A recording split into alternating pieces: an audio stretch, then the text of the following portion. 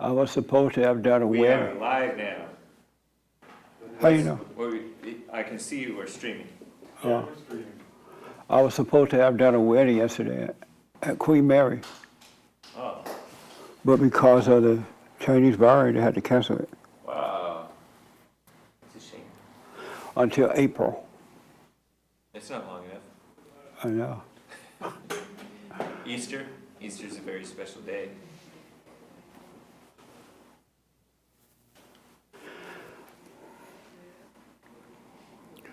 I see we are streaming though. That's good. Nice. Hey guys.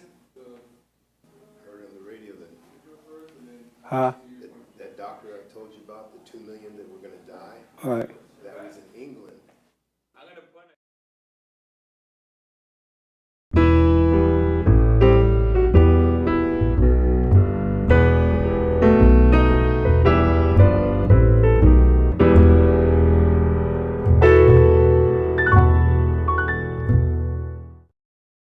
They have medication over there now. They do, but they're not sure that. live. Welcome to church. Good morning. I am Jesse Lee Peterson. Thank you so much for being with me. I absolutely appreciate it. We don't have an audience today, not a congregation in-house. So I am taking your calls and your questions and answers on our chat line. You can call 888-77-53773.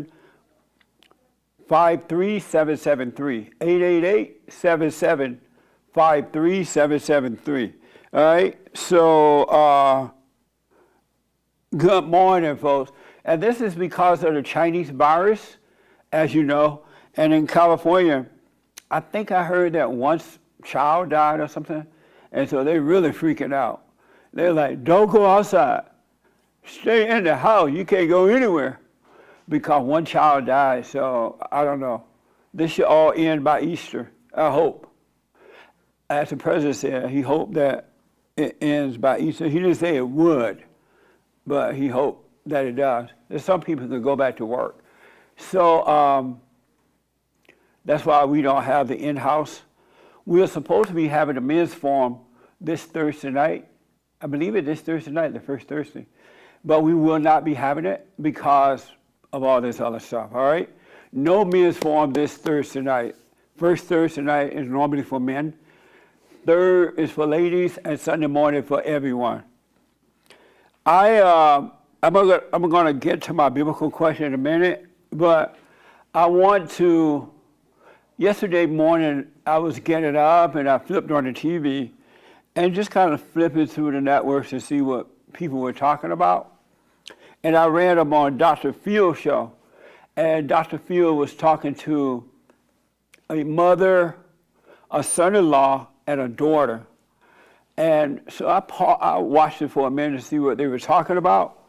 And I have to tell you, the mother, apparently the son-in-law went from one state to, I believe, Colorado. I may be wrong about the state. And he met this girl. They started dating, and they got married. But when they got married, according to the story, when they got married, the man took his wife and went to Ohio or somewhere. And the mother did not want that to happen. The mother wanted the daughter to stay there with her instead of going with her husband.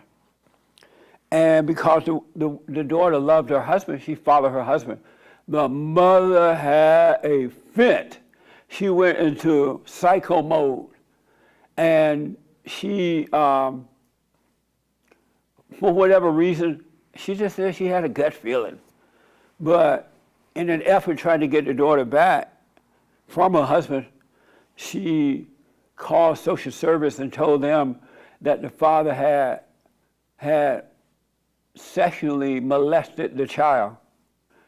And they went through a whole lot of trauma over that, just crazy. And the mother had no proof at all, according to the survey. And so they finally made it through some of that. And then the mother said, oh, I have this feeling that your husband want to kill you and the children. This woman doing all this to try to get the daughter back to, I believe it's Colorado from Ohio or somewhere. And so Dr. Field had one of those lie detector test things done, and they found out the man hadn't done anything. He was totally innocent with everything. And the daughter tried to intervene. She ended up in jail and everything. And the mother is, I'm looking at this mother, and she is like pure evil. At the risk of controlling her daughter, she lied and tried to destroy the family just to try and get the daughter back. It was pure evil. It was like, I couldn't believe it. And so when they did this test and found out that the woman had lied about everything, Dr. Field asked the mother, do you want to say anything to your son-in-law now? And she looked at the son-in-law. She said something off the wall. She did not apologize. She didn't say, I'm sorry, I was wrong, or anything. And it was crazy. So I bring this up to say, I had no idea how bad it was for adult children to get away from their mothers. It is mind-blowing. And the mothers are doing it because it's a false sense of fulfillment. They get a false sense of salvation by controlling the children. It's like a drug. They keep the adult children there so they can feel good about themselves. And if you leave, it's like trying to control the husband or anything. If you leave, it leaves an emptiness inside the mother, and she goes nuts. Rather than overcoming it, returning to the father, she goes nuts. She'll destroy her own children in order to do that. Y'all got to stop this. This is not good. This is evil. And so 18-year-old boys, young men and young women, y'all need to get far away from your mama because she is controlling you to death do your part, right? Be aware of that. That was a very eye-opening story. And I'm looking at this woman, you can see in her eyes, she's pure evil. The problem is because knowledge is an illusion. Did you know that knowledge is an illusion? Dr. Field was not able to help her, the mother, because he couldn't, I guess due to the lack of whatever, he couldn't really be honest with this woman about the evil that was coming out of her. We got to start dealing with the spiritual thing. It's a warfare between good and evil, right versus wrong. Good versus evil, right versus wrong. My biblical question this week, and then I'll take your calls or whatever. My biblical question this week: which do you prefer? Which do you prefer? To save lives or save the economy? That was my biblical question this week. And the answers were very, very, Mama Mia, very interesting. One thing I want to say about these mothers controlling their children, rarely do I hear of fathers doing this. I guess somewhere the fathers are trying to do it too, if they're like beta fathers. They haven't overcome their mothers. But most of the time it's the mothers. You have no business living around your mother as an adult. You are not her husband. And if she messed up her life, she ran her husband off or they broke up for whatever reason, that's not your issue, all right? So if you want to grow up, start your own family. This woman really loved her husband, and she had 2 children, and she announced on Dr. Field's show she was pregnant again. They're trying to have their own family, and the mother tried to destroy it because she wanted control of the daughter and could not have it because the daughter loved the husband. She even drove to Ohio or wherever they were. Once she called social service, she drove there so that she could take hold of the kids and the mother again. It didn't work. Anyway, which do you prefer?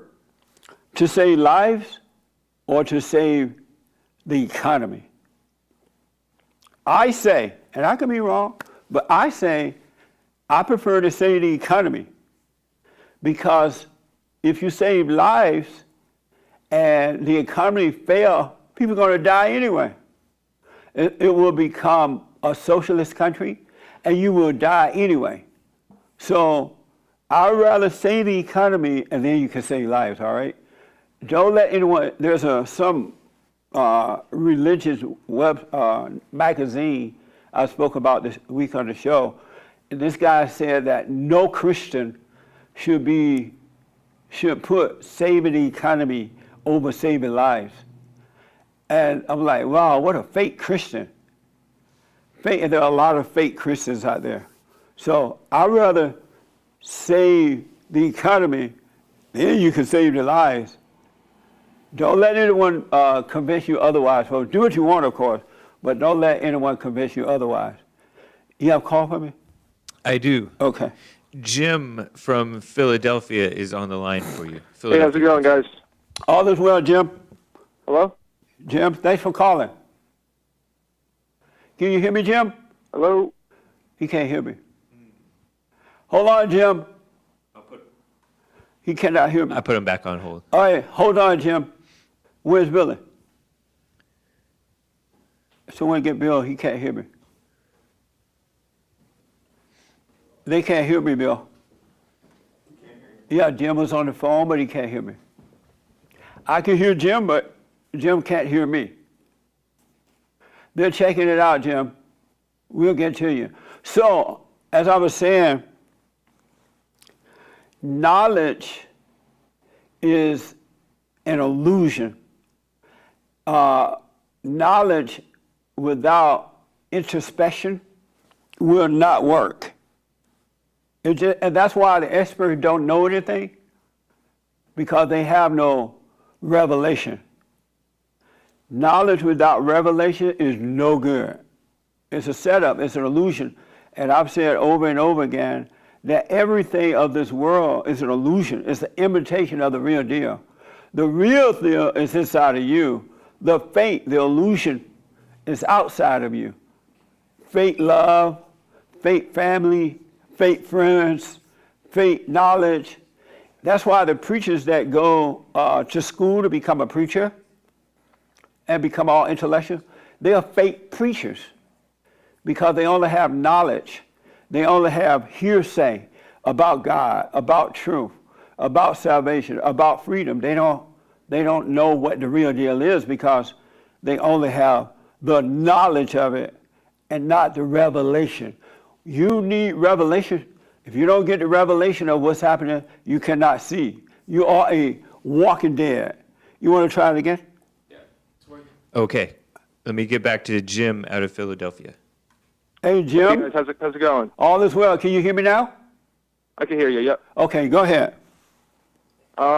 First off, I want to thank you guys, everyone at Bond. You guys have helped me out in like profound ways, so Right on. you guys. You're welcome, man. Yeah. That woman from Dr. Phil should be thrown in jail. Yeah. And, I'll run for president, Jesse, and you can run for president, and whoever wins, I'll appoint you as vice president, or you could appoint me as vice president. Absolutely. And then we could jail all the mothers. All right. All right. So Well, we don't want to jail them. It's the man's job to show her how to overcome the hell that she's living in. And Right, yeah, it should have been the father while she was growing up, but a lot of them are not being raised by their fathers. And so it's the husband's job to help the wife overcome that. Right. Okay. So basically, I got engaged like a couple months ago, and my fiance, before we got engaged, I said like, I don't want you to work, but then she kind of said, what if I work like 2 nights a week, doing like a restaurant or something like that? And so I said okay, but now I've kind of changed my mind on it. Yeah. And she doesn't really like that, and I just thought that it'd be easier if she just obeyed her husband, even though I'm not her husband yet. I just thought it'd be easier for her to obey me, and just because there is something about it that I don't like. I kind of feel like it's 1 foot in the door, 1 foot out the door, like riding 2 horses. Because it's either I feel like you should, as a woman, you should either have a career, be single, do all that, or if you're going to be a wife, stay at home, take care of the kids, especially if you're going to homeschool the kids and all that. Right. So I'm trying to think if there's any other details that are important. Oh yeah, I don't make too much money, so, but I still think that it wouldn't be necessary for her to work. And then on top of that, she said that she doesn't want to be financially dependent on me. At which point I said, ego alert. That's an ego I'm alert. telling you, that's right. So Do you guys? that's really the part that kind of will set off a red flag for me. Yeah. Do you have children? Does she have children already? No. No kids. And are you living with her now? No. Oh, good. Well, I personally believe that if you don't have children yet, and you're not married yet, so she's really not your wife yet, and Right. if you don't have children, I think it's all right for the wife to work. But I agree, and I once agree you up start until having she children, then that's a different story. Yeah, but she's saying while we have children. Well, it's good that you know this before you marry her. Even though you are engaged, you're finding these things out, and if it doesn't change, I don't think you should marry this one. Okay. Because why get married and the wife is not going to be there to watch over the kids for you, and she doesn't want to have to depend on you financially, as her husband. She should rely on you financially. That doesn't make sense. That's what I'm saying. Yeah. When are you getting married? Supposed to get married? Probably like next November. Oh, well, I would get those things worked out, and if she's not going to agree to it, that's the whole point of engagement, dating and engagement, to find these things out. And if she's not going to do it, then dump her. Well, don't dump her, but don't marry her.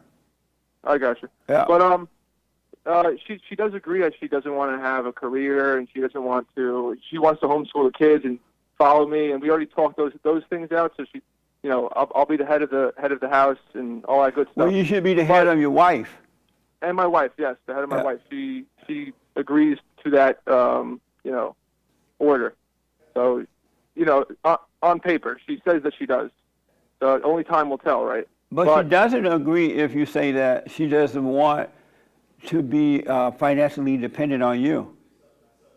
Yeah, that's the part where it's a little sketchy. Yeah, it's a little sketchy. Yeah. But she more so she just wants to have like two nights a week where she can, have a night shift at like a restaurant or something, just so she doesn't have to ask me for money to go out with her friends once in a while. You are her husband. Why is she preparing for something like that? Once she starts having children, she's not going to have time to go out with her friends or work 2 nights a week. Right. She says that it's sort of like when you're growing up and you're a kid and you don't want to ask your parents for money. It feels better to earn on your own. That's but growing up as a kid and earning money is different than having a husband. Thank you. Right. So that's not a good comparison at all. I think it's a bit of an ego alert. It is. And I would really be careful with this, because sometimes some women, not all, she'll pretend, okay, that's not what I want then, and then you marry her, and that will become an issue. Right. Once you have kids. Okay. All right. Anything else? Sounds good.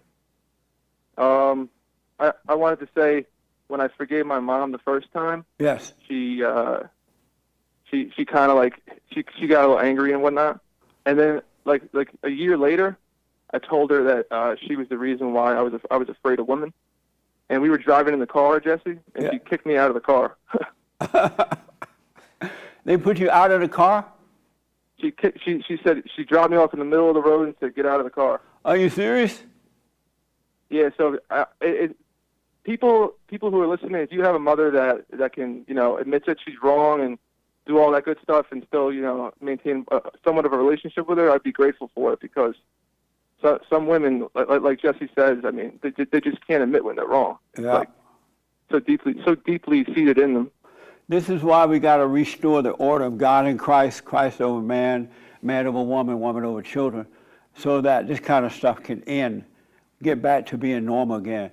Thank you for your call, man. I appreciate you, all right? Of course. Okay. Yes, James? I do have more calls, and I have some super chats as well. Okay. Let me read a few super chats real quick. Alex Calloway says 2 questions. Is it beta to kiss a woman on the cheek when you greet them? And what is the answer to the first biblical question this week? Oh yeah, I had 2 biblical questions, right? Right. What was the question? I forget. How do you know when a man's been called by God, Oh, yeah. right? I guess You so. know, you hear men saying, "Oh, I've been called by the Lord. I was called by God when I was 6 years old, and I ran from it." Are you able to hear, Frankie? If you sit in the other room, you can hear, if you want to hear it. And now you hear women saying, "Oh, I've been called by God." We know that's not true. But how do you know when a person's been called, a man been called by God? That man would have understanding. He would know how to direct you back to the source that caused him to see. He would know how to direct you back to your natural state of being without trying to teach you, control you, or use you for any purpose. You would just see it. You would know by the way that they guide you, where they've been taught. Called by God. Otherwise, it's just knowledge, filling your head with knowledge. But you would know. What was the second part? The second part was, the first part was, is it beta to kiss women on the cheek when you greet them? Is it beta to kiss? I don't know. It all depends. It's risky nowadays for men, but I don't know for sure if it's beta or not. But interesting question. Mario Waldo says, "Hola, Jesse." Hola. Daryl Bear says, "Where the white women at?" With a diamond. Thank you. Crystal A says, "New listener. I keep dwelling on my past. How do I stop?" Absolutely. Number one, you got to overcome the anger. And I want to repeat that anger is really hatred. And hatred is judgment. And when you judge, you're playing God. And when you play God, you would never know the true God. You're separated from the real God, and Satan is your daddy. And so what you have to do is overcome the anger, first of all. Overcome the anger. You must forgive. Before you enter into the kingdom of heaven, you must forgive. And then once you do that, you will start coming out. You will see that you're not your imagination. You will start to come out of your imagination. And when you're out of your imagination, those things cannot happen. Otherwise, you can't help but do those things. All right? But you got to doubt the thoughts, go forgive, doubt the thoughts, speak up, but don't resent. And you will live an amazing, in the present life without fear, without doubt, without worry, without insecurity, without hatred, or any of that kind of stuff. All right. Eric is calling from Sweden. Hey, Eric, all the way from Sweden. Welcome to the church service. Thank you, Jesse. Good to be here. And I second what Jim said there. It's funny. I agree with most things everything he said about Bond, and I'm really, really grateful that to talk to you. Yes, sir. Thank you. Wonderful. So I'm actually calling about my fiance as well. It's funny. I had a bit of a falling out a couple of days ago, and I've been listening to you for about a year or two, and I've forgiven my parents. I've taken all of that to heart, and the first few days after I did it, I was in a complete bliss, complete peace, and it was so clear that what you said was true.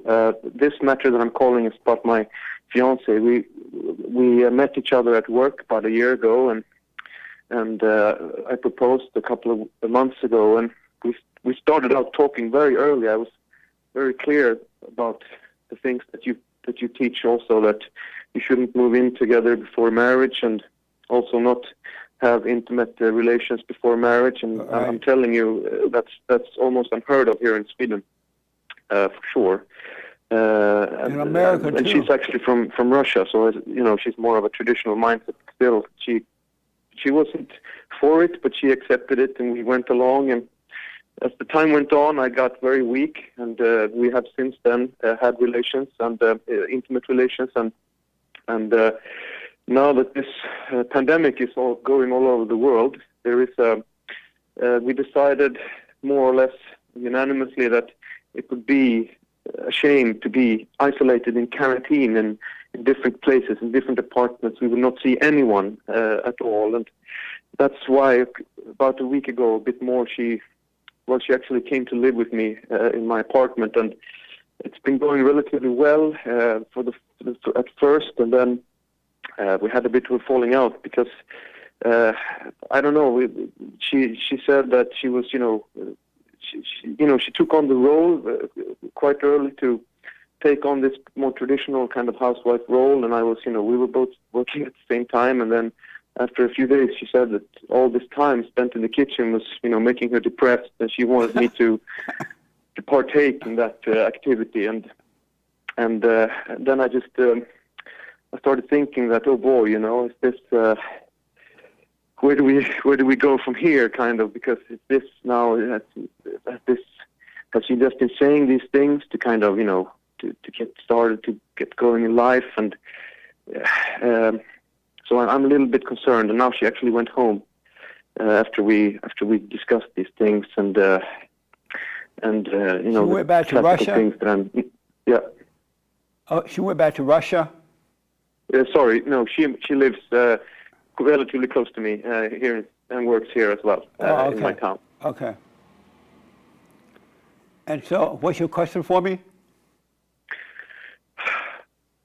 My question is, Jesse, what should I do? What would be the right thing to do to start up, life right, and to make things right with this girl? But just think about it. You want to be right and do right. You are created to be the head of your wife. You don't want to do it in the wrong way. And now you know that she doesn't want to do it the right way. I mean, the choice is quite simple. She's already made the choice for you, really.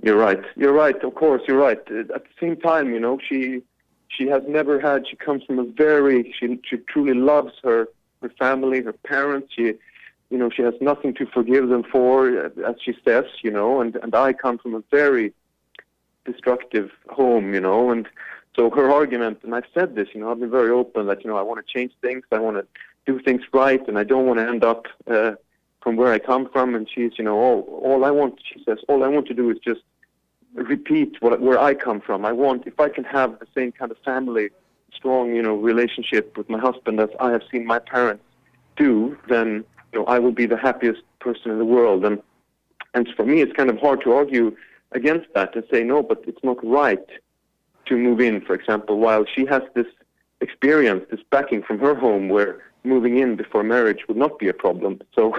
But you said that she had a strong family, right? But she did not have a strong family if she wanted to do it the wrong way, because if she had that order, had her father been over the mother loved her husband and did what he said, she wouldn't want to be moving in. She wouldn't mind being a home and once she have kids and cook and do the things that a wife would do. So she did not come from a strong family. She's lying to you about that. Maybe the father was there, but he wasn't in order, because if he was in order, she wouldn't be acting that way. She would never move in with you before marriage. I see. So she's either lying about the family or whatever, but she didn't have a strong family. She did not come from a righteous family. She came from a family where the mother is controlling. I see. And now I brought that into my own. Yeah. Yeah. So just think about it. If she came from the right kind of a family where that order is there, why is she so willing to live with you before marriage? That doesn't make sense. Mm. And why she's not willing to be a wife and do what wives do. So you're fortunate, Eric, that you're seeing this now. And yes, sir. And how old are you, Eric? I'm 29. Yeah. Oh, okay. Yeah, I would be happy that you see it now, because if you should marry her knowing what it is already, you're just going to catch hell. It's not going to work out. Yes, sir.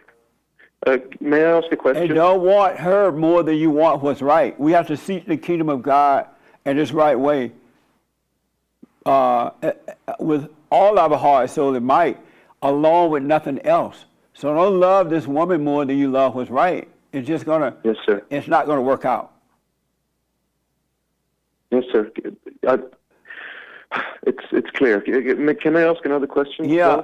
Is it hard to let her go if you have to let her go? Sorry? Is it hard to let her go if you have to let her go? Yes, sir. It would be hard at first, but I also know that. Why would it be hard? It would be hard because I have been in my mind and I have painted this picture, and we have painted the picture together of this, future together with we have sort of idealized the future together, but also just, expressed what we want. And that it seemed that was, the same thing. And that would be difficult to let go of, I would say, with her, Number one, you're not supposed to be in your head imagining all this stuff. Yeah. And number two, are you doing the silent prayer video? Not as dutifully as I should. Suffer. Yeah. Suffer and die. Yeah. Because everything you're looking for, Eric, inside of you, and it's a spiritual battle going on, and only God can settle this issue for you to help you overcome evil. But you got to be quiet so that you can see, and He will guide you in the right way. Because in all honesty, I don't know how you believe that this woman is from such a great family when she's willing to move in before marriage, when she doesn't want to stay home and be a wife. She's not had a perfect example. You're right, sir.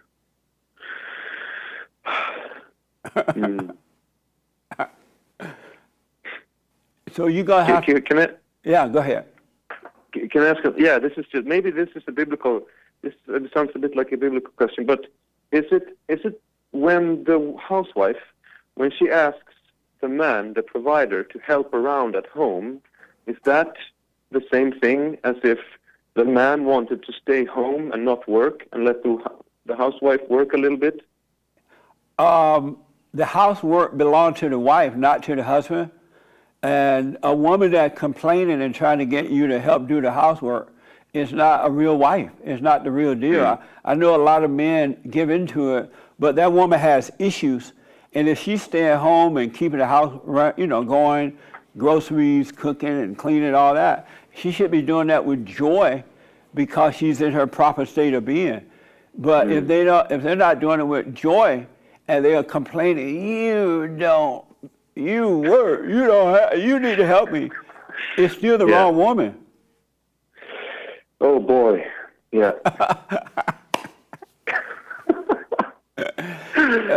I really appreciate it. Oh boy, man, how did I? Oh, it's a silent prayer, right? That's what I need to do. Yeah, you need to love God with all your heart and might above everything else, along with no one else, and you'll be fine. Yes, sir. I thought I was there, and then I thought God put this girl in my life. He just put her there, and. I've heard several guys say things like that, but God is not going to give you an imperfect woman. He's going to give you one that has, one will come and she'll have some issues, but not those type of issues. I see. Thank you so much, Jesse, and all the gentlemen and women, of course, at Bond as well. I really appreciate your time, and I wish you all the best. So thank you so much. You're welcome, but let me ask, which do you prefer, to save lives or save the economy? I would say, I thought about it, I agree. The economy, because there's so much death and suffering connected to whether or not the country is doing well, So I think if the economy goes to waste, that death count is hard to estimate. I agree. Eric, what do you think going to happen if you told this woman, I'm not going to marry you, you're not the right one for me? Ooh, I think she would get very, very, very emotional and then very cold. You know, I've seen a side of her now that shows that she can vary between a very large spectrum of emotion and non-emotion in a very short interval of time, which I think is surprising. But You've already seen that in her? yes, sir. So why would you want to marry someone like that? You deserve what you get. If you see it and you still marry it, then you deserve what you get, man. Most men and women don't see what they are getting into until after they have done it. Yes, sir. And that's why I didn't want to move in and not do all these things. But now, then I just gotten weak on the way, I've got weak on the path. Yeah. So Clear. now she has her own place, right? Yes, sir. So And she always has. She won't be able to come over now because of Chinese virus.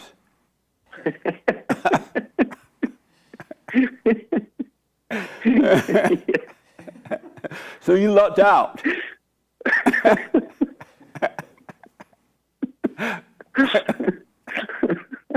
Amazing. Amazing. All right, thank you, man. I wish you well. I wish likewise. Thank you so much. All the best. But Eric, make sure you do the silent prayer so you can start waking up even more so, and you will see clearly, and you will have no doubt. Because the same God that guides me, He is trying to guide you as well. And if you wake up, come out of your imagination, you will see the right thing to do. You wouldn't be able to help yourself. I like it. Thank you so much. All right, I wish you well, man. All the best. Okay. Yes, sir. I have a couple of more questions Yes. from people. Hold on, real quick.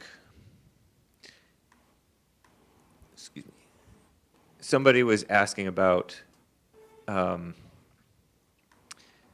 the why forgive your mother. Mykola on Facebook was asking, what is this forgiving your mom all about? Forgive her for what? God said that before you're able, and I'm paraphrasing, before you're able to be born again, you must repent so that you can be born again. And born again meaning to overcome the spirit that's in your mother and return to the spirit of the Father. And in order to do that, you must go and forgive. And the reason that is with the mother is because we are born through the mother. We are born once of the flesh, and then we have to be born of the spirit. A lot of people don't because they never go and forgive. Even those people who go down to the front and confess Jesus Lord and Savior, if you notice they're not truly born again, they have the same old nature, nothing has changed. They confess to sinning and they think it's fine, and they have anger and they have fear, they have insecurity because they have not been born again. And so when you go and forgive your mother for whatever she did while you were growing up, God will forgive you and you will return to your Father. And through your earthly father, you can return to your spiritual father, and you will be born of the Spirit. But you cannot be born of God as long as you have the nature of Satan. You must forgive. And that's what the born again experience is all about. You're born of the flesh and you're dying. When you're born of the Spirit, you're living. Look at the people around you. They are walking dead. Their eyes are open, but they're dead. They're not alive. They are dying. And everything they do is added to that death. They're dying and don't know it. That's why you must be born of the Spirit. You have to overcome mama. Another question. Dill on Periscope is asking, how do you overcome insecurity, social awkwardness? I struggle talking to people. And that's the whole, all that will fall away. I've said earlier, the only reason that you're having those issues because you're angry, you're in a fallen state, you don't have love. You don't have love. And the one thing that's missing in the world today is love. And love is not something you can feel, taste, touch, or any of that. You live by it. It's a light unto your feet. If we had love in the world today, it'd be perfect peace. So if you had love, you would not have all those issues. You only have hatred in your heart. That's why you must go and forgive so you can overcome the prince of darkness, because in his nature is insecurity, shyness. I used to have that thing where I couldn't speak up. And I would tell myself, you know what, next time I'm going to speak up. And so whenever something happened, it would come all the way up to and lock in my throat because I couldn't get it out. But once I forgave and my nature changed, I have no problem speaking up at all because I have love. I hate no one. I judge no one. I have no opinion about anyone. And so once you're born again, all that stuff will disappear and you will live in the perfect light of God. You become perfect as your Father in heaven is perfect. The only way to overcome that is that you got to overcome the anger. It will disappear. It'll be taken away from you once you overcome the anger. No medication is going to do it. No whatever, except that you need to come back to your original nature. And in that, there is no depression or fear or not being able to speak up for yourself. And you will speak up with perfect love. Okay, I have an answer to the biblical question. Biblical question answer from Mobetta Jankum. When two guys in suits and stunners drive up and tell you they're on a mission from God. That was that previous biblical question. How do you know if a man is called by God or not? Mm-hmm. And he said what? When two guys in suits and stunners drive up and tell you they're on a mission from God. I think it might be a joke. Must be a joke. Also, when you hear people say, oh, the Lord told me to tell you, or I heard from the Lord, that's not from God. That's a way to know they ain't been called. Another way to know they have not been called by God. All right? Or when they go to school. Any preacher that go to school to be a preacher, not from God. Because they don't see that if God called you, he'll prepare you, he'll instruct you, he'll guide you, he'll give you the right things to say. He would let you see when to and when not to. You can't go to school and learn that. Another human being cannot teach you what God will have you say and do and be. So don't believe it. Do what you want, but I recommend you not believing it. I have more super chats, but let me get to another caller first. Okay. Grace out of New York City is on the line. Hey, Grace. Hey, Jesse. How you doing? All is well. Welcome to church. Thank you so much. It's a pleasure to be here. Yes. I was just calling. So as you know, I'm located out of New York City. It's been really crazy here. You know, obviously a lot of cases here, and you know, people are really panicking. Like as the days go on.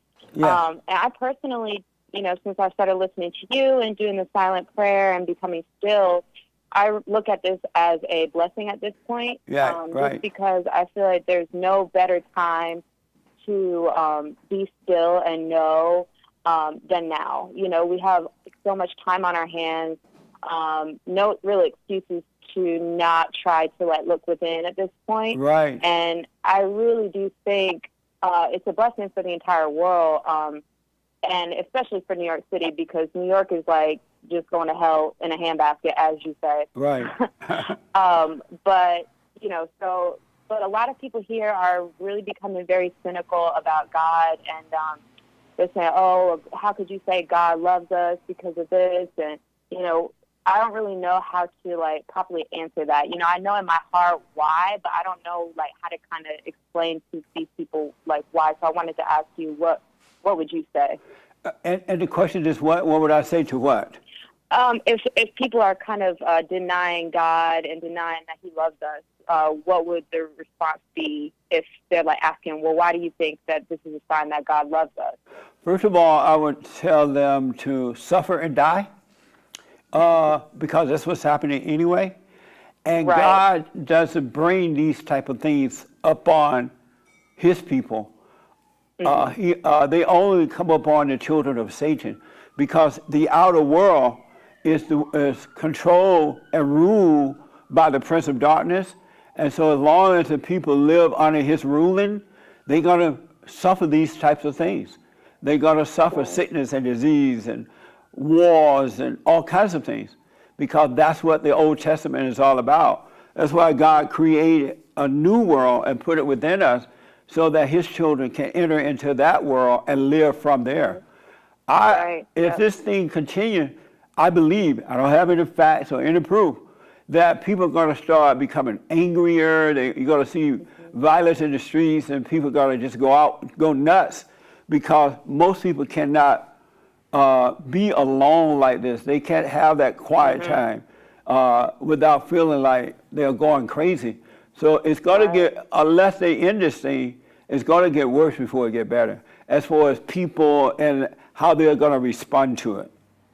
Right, and I absolutely agree with that. I do think that it's kind of going to go one way or the other to where, and that's why I feel like it's such a perfect time to choose the path of God, which is the path to be still, free from anxiety, so that you can make sane and rational, logical decisions. Absolutely. You see how the people are running into the markets and buying up all the toilet paper when they could just go out to the cornfield and get corn cobs, right? At no cost. Right, exactly. But you have adult men and women running and going nuts because they have no love. They have no faith. And so they are of their father, the devil, and this is how their children act, is when things come, and rather than being still and overcoming it, they freak out. Right, absolutely. So let me just ask, so if, like, let's say, someone who loves God, who, just is on the right path, very righteous person, if they do end up contracting, the virus, you said that God doesn't bring it upon his people. So does that mean that they would easily fight it or that they won't get it at all? If they get it, like what's happening, it seems like you can catch it from someone else. You could be a son or a daughter of God and catch the disease, but you will overcome it. It wouldn't be a death thing for you. You will be able to come it because perfect love overcomes all things. You wouldn't be afraid in the manner that the children of Satan are afraid, and you wouldn't blame God for it. You would just overcome it. Yeah, it's so crazy how fear really does, it forces you to make horrible decisions and see things all differently and backwards, and it just is crazy. And I think you're right. People are going to start going crazy, and they don't know what to do. It's like people don't know how to just sit in the house, watch TV. No one's even asking them to do anything crazy. You just have to sit in the house, watch TV. You know what I mean? So people are really just going crazy over it, and it's so eye-opening. I think I was listening to your show, and one of the callers said it's a very awesome time to be awake, and I really agree with that because it's like in this time we can see everything so clearly. One of the beauties of having that downtime like that is that you get to see that you're nothing. You get to see that you're not as important as you thought you were. You feel empty, and that is the moment to repent so you can enter into the kingdom. But most people won't do that. They'll make phone calls, or they'll get on their computers, or they'll watch TV, or they'll get high or pot. They can't be still and know that they're not anything, that they're not who they think that they are. But that quiet time is the perfect time. And so in that quiet time, do you recommend doing the silent prayer, or do you recommend reading the Bible, or just really just sitting still? Whatever you want to, you could do both. You could sit still. It's best to sit still because and if you want to read the Bible, pick it up and open it, read it, and put it away, because you can even be distracted by too much reading as well, because you gain a lot of knowledge and you're escaping to that knowledge. It's really best to go through that moment of quiet time where you're feeling the anxiety of being nobody. You feel like nobody loves you, you're not important, no one cares. You feel your ego catches up with you and it cries out for fake love. It's best to go through that, and then if you want to go read a book or do something, you can do it. But go through that moment of feeling like nothing. Yep. Yeah, absolutely. You're 100% right. And I don't want to keep you for too long, but let me just ask one more thing. Yes. my father is a strong man. I thought he was alpha because he was like in the military, in the Marines, and like a really strong guy. I grew up very close to him, closer to him than my mom. They got a divorce, and now he's with this other woman who's really miserable, and I can see that she's absolutely making him miserable, and that, you know, he's with her, and she, like, doesn't really want him to be close with me anymore or with his other daughter. And so what should I do in this sense? Should I bring it up to him that I think that she's, like, a bad fit for him, or should I just let him suffer? Did you say your father's as a strong man? I thought he was. Oh. I thought he was up until now. But Oh, now that yeah. I've been listening to you, I see like he can't be strict. He's definitely a beta in this scenario because he's literally letting this crazy woman like decide everything for him. So I would, yeah. you know, I've talked to a lot of men and women who have been in the military or they are still in the military, and they thought that they were strong because they learned how to use a gun, they learned how to kill, Right. they learned how to march up and down, whatever they do in the military. But when they get, especially with the men, when they get with their wives, they'll be in control, and they realize, wow, I'm not as strong as I thought I was. I would definitely talk to him about it, and if you could talk to him about it in front of her, that's even better. Just say, hey, you're letting this woman take you away from us. You're too weak to stand up to her. You're letting this woman separate you from your own kid. That's not good. That's weak. Why are you doing that? And if he doesn't change, forgive him and go your way. Right. Okay. But if you resent him, you're going to always have that longing for him. If you forgive him and he doesn't change, you would still be fulfilled. It would be as though you have a father. Right. So that would be like facing him in that sense. Yeah, absolutely. Okay. So yeah, I would definitely have a talk with him. And if you're being honest about it, I believe you are, there's no reason not to have a conversation with her there, hearing the conversation. Don't argue with her or him. Just lay out what's going on and let your father know you want to be close to him. Right. Yeah. And I don't think he wants to really be with her anymore either. He just feels trapped a little bit. Why do you think that? Because he, like I said, he's being very weak right now. Well, and why I can't he think just that leave if he doesn't want to be with her? He mentioned that he's afraid she's gonna like try to kill herself or something. That she's very like lonely and like she has no family. But that's not a reason to stay with her. If she want to kill herself, she has a right to kill herself. Well, that's what I said too. I'm like, I mean, that's not really at this point your problem. That's her own issue, Right. And she's controlling him with that idea. right, and so he just, yeah, exactly. She's just very manipulative, very controlling. But let me just say though, you can't blame her. She got all her issues, but it's your father's fault that he's doing that. You can't blame her. He needs to overcome that so that, because she can only do to him what he allows her to do. That's right. All right? Yep. So All right. she may be wrong in what she's doing, but your father's wrong for allowing it to happen. Yeah, that's right. Okay, well, I'll definitely have a talk with him. All right, I wish you well, all right? Okay, thank you so much, Jesse. God bless. God bless you. All right. Bye-bye. Amazing.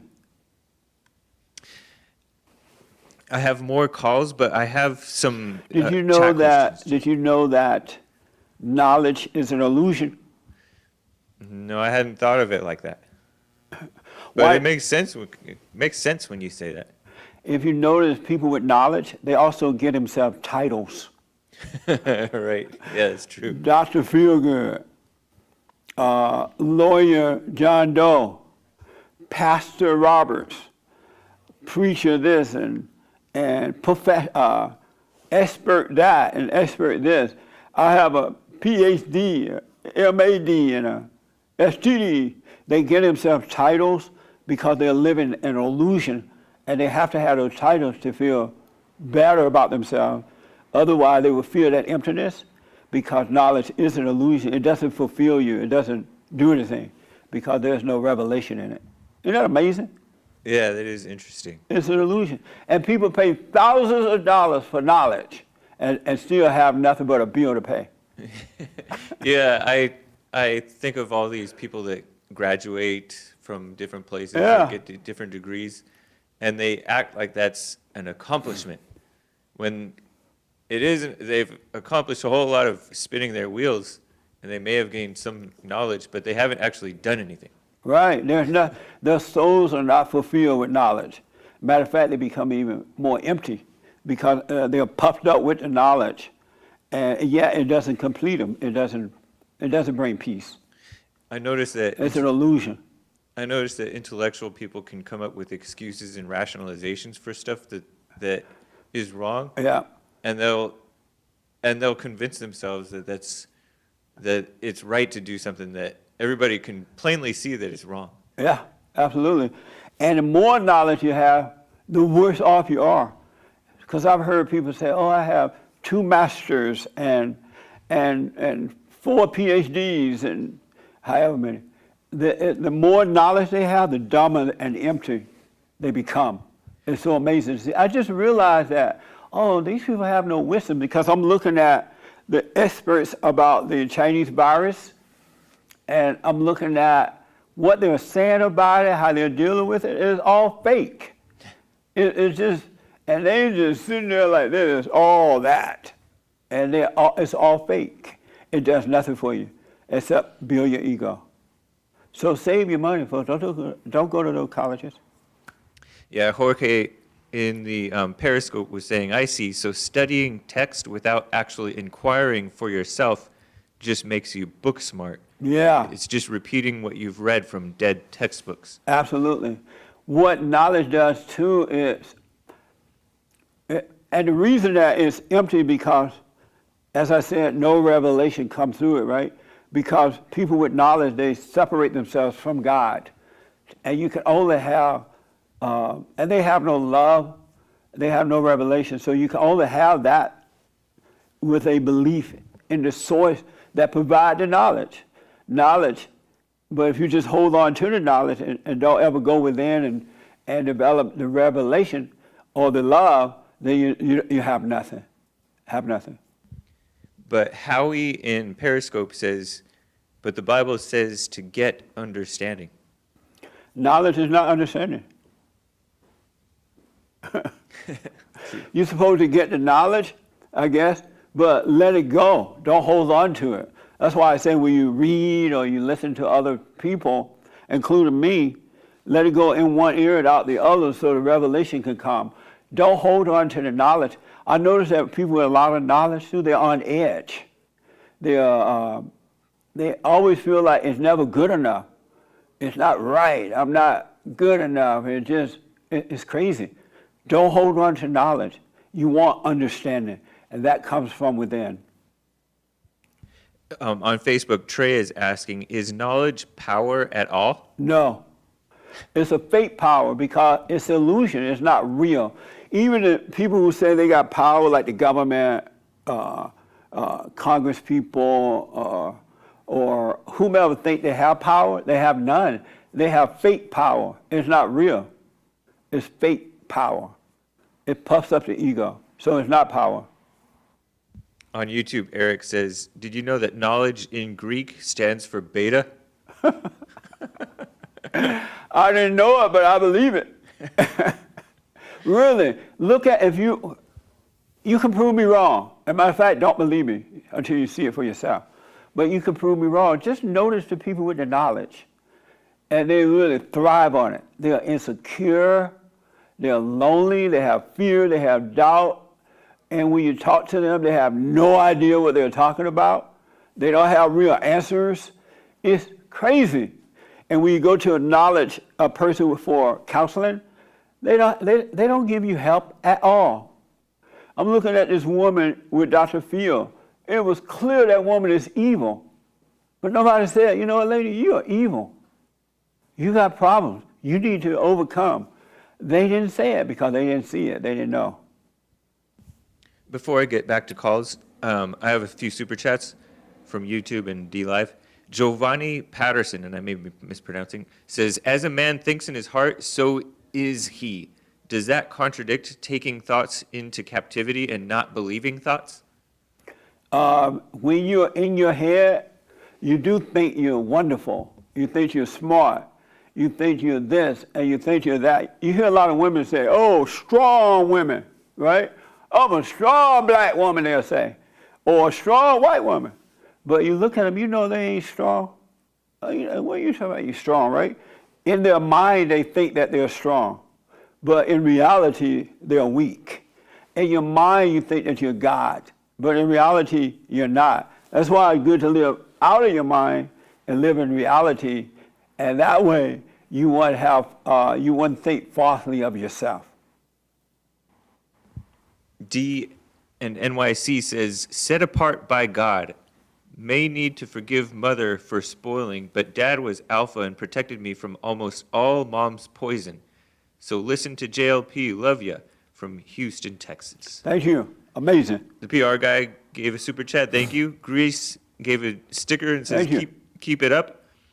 Pavel Cisin, something, says, how does one seek first the kingdom of God if we can't make choices and don't have free will? What happened for me is that and at the time I thought I had a free will too, and I was going to church, seeking God. I was reading the Bible. I was doing everything the preacher said. I went down to the front of the church and accept Jesus as my Lord and Savior because they said what they said. And you go down, it's in the Bible, accept Jesus, Lord and Savior. Or yes, isn't there like that? And I did all that. Nothing was happening. Nothing. I was noticing that I wasn't changing. I would feel good at church, but when I was by myself or out there dealing with the world, nothing had changed. And so finally I asked God to let me see myself because I realized I didn't know myself. Like, what the? I didn't really know myself. And he allowed me to see. That was the beginning of overcoming. Know thyself. And you can't even make yourself see yourself. Just ask to let you see yourself. And believe me, if you're sincere about it, he will let you. And once you start seeing yourself, one thing leads to another. The hardest thing in the world for all human beings to do, most human beings, some will, a few will, but most won't, is to admit that they're not God, to see that they're not. But once you see that, by getting to know yourself, everything starts, that get the ball rolling. One thing leads to another one. But you got to know yourself. You can't will yourself out of it. You can't free will yourself out of it. Because if you could, you would have already done it. No one will will themselves to be unhappy. No one will will themselves to live with fear and doubt and worry and insecurity and be controlled and not knowing what to do and what to say or whatever. If you had a free will, you'd be willing yourself away from all that. You would be walking on cloud 9. But because you think you got a free will, you're suffering the price. You're playing God. Let's take another call. Okay. Jared from Columbia, Missouri. Hey, Jared. How you doing, Jesse? All is well. Welcome to church. Yeah, this is amazing. I actually spoke with you just the other day. Okay, on the radio? No, it was just I got a hold of you through Bond or. Oh, okay. Spoke with Yeah, I Christina. remember now. Absolutely. Yeah, this is amazing. Amazing. I just wanted to, if it was cool, I just wanted to address the biblical question about the economy, and then I had just one or two other things to Which say. do you prefer, to save lives or save the economy? Well, I believe that the economy is so. Christ himself said that people die every day. They're going to die. There's going to be poor. Right. Yeah. It's the lack of purpose that kills people, right? So without the economy, you have no money. You have no, you can't hold a job. You can't help people if your heart tells you to. All these things, and then it'll lead to famine, rioting. It'll lead to all sorts of ungodly things. But the other way around, saving lives, you can do that while saving the economy. You could just be, take precautions and do what you need to do. And if you do it with the right heart, then God will heal your land. So you say so you prefer to save the economy or save life? Which one first? Correct. The economy. You prefer to save the economy? Much more important, it'll save millions versus just thousands. And you said something about without purpose. What? The economy creates a purpose for the society. Without it, you can't have the society. It'll crumble from within. Oh, I see. Okay. Right Yeah. on. Amazing. And it's amazing talking to you. I didn't even know you did these things like church services for the longest time. I had no clue. It should be on our website. I found you through YouTube. Oh, okay. Yeah, it's on the Yes, site. Rebuildingaman.com. Okay. Cool. So you go ahead. No, you go ahead. You want to say something? No, you have a question for me, you say? Yeah. So I just wanted to give like an example. You've been speaking today about revealing truth versus trying to create truths in our head, basically. Yeah, knowledge is not good. Yeah. So when I first experienced that, I just have a little example that'll hopefully help people who are listening to understand what it is you're talking about. So I was talking with my boss, and we were speaking about humility and like when people do embarrassing things. It's actually about a man who called you or wrote you a letter about how he bought a woman a house, and then she just like left him with the house instantly. I was like, oh my goodness. I was like, Dan. I was like, dude, my favorite radio show talk host just told me this, and I told him it, and he just, he was like, oh my goodness, I cannot believe somebody didn't see that coming, and you know what I noticed, just to add to that, what I noticed is that people with knowledge, they can't see the simple things in life, the easy way, the things that are right in front of them, answers that are right in front of them, but they can't see it because their egos have been overblown with knowledge. They feel that they are God. Exactly. Christ himself said that he's got a simple way of life. With simple, the true meaning of simple is pure. It's just a pure way of life. There's no. But anyway, so my boss was like, man, I would be so embarrassed. And in my head, I didn't have any thoughts on it. We were just talking, and yes. I've been trying to let God fill me with what he wants me to say to everyone. It's like almost emptying yourself of all your pride and just being an empty vessel is what I believe living for God is. Yeah, a perfect way of living is have no opinion, no thoughts, no opinion about anything, including yourself or anyone else. It's so amazing. I didn't know that you could really live that way, but you can once you're born again. You said it perfectly. It really is. It's the most joyful thing there. There's no way to actually. I think I figured out why you used the word amazing. It's amazing. It's the only amazing. thing that comes to your mind. Yeah, it is. I can't think of any word, even the word blessing, that's a good word, but I can't think of any word to express what happens once you return to the Father except amazing. And it brings the joy out every time. Yeah, too. it gets easier, and it's just really, there are no words to express what it's like to return to the Father and live in the present. It's just mind-blowing. I'm with you 100%. Well, when he said that, and because, thank God, because I was in the right state of being, instantly, like what I said, it was just so profound. It wasn't mine. It was just there. It was just there to say. And it was like, and I responded, I was like, well, if a person becomes embarrassed about something that they did, they're probably not ready to learn and overcome it. And instantly my head got flooded with all these like thoughts, like maybe that was like a arrogant thing to say, or maybe, all these weird just thoughts. And I was like, nope, no, I ain't going to have none of it. And I just let him go. I was like, yeah, well, what happens will happen.